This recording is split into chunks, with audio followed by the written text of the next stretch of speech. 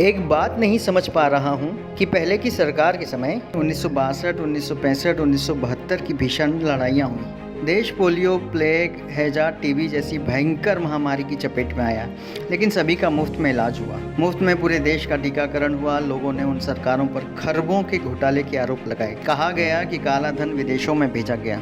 कथित भ्रष्टाचार की खूब चर्चा रही। बावजूद इसके देश में बहुत सारे सरकारी कारखाने व कंपनियां खड़ी हुई। सरकारी अस्पताल, सरकारी कॉलेज, सरकारी स्कूल बने। सरकारी नौकरियों में कोई कमी नहीं रही।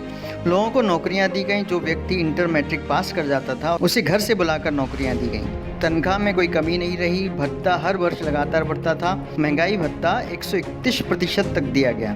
सबसे अधिक वेतन वृद्धि छठे वेतनमान में मिली। सरकारी कर्मचारियों को पेंशन दिया जाता था। देश की जीडीपी 10% से ऊपर थी। आखिर तमाम घोटाले और भ्रष्टाचार से घिरी सरकारें यह सब कैसे कर लेती थी, जो दिव्य महापुरुष की सरकार नहीं कर पा रही है? जबकि वे विदेशों से काला धन वापस ले आए। नोटबंदी से भी देश का काला धन वापस आ गया। जीएसटी से सरकारी खजाना भर गया।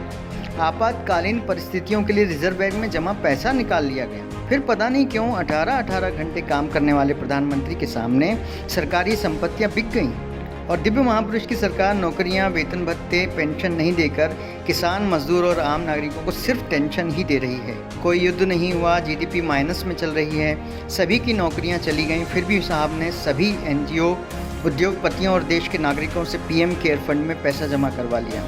उस पैसे से क्या कार्य हुआ, किसी को नहीं पता। देश में बड़ी अजीब स्थिति बनी है। अगर कोई सवाल कर रहा है तो उसको पाकिस्तानी या देशद्रोही बोला जा रहा है। मेरे ख्याल से उन युवाओं को तो अब कम से कम अब जाग जाना चाहिए जो पढ़े लिखे होने का दम्भ भरते हैं।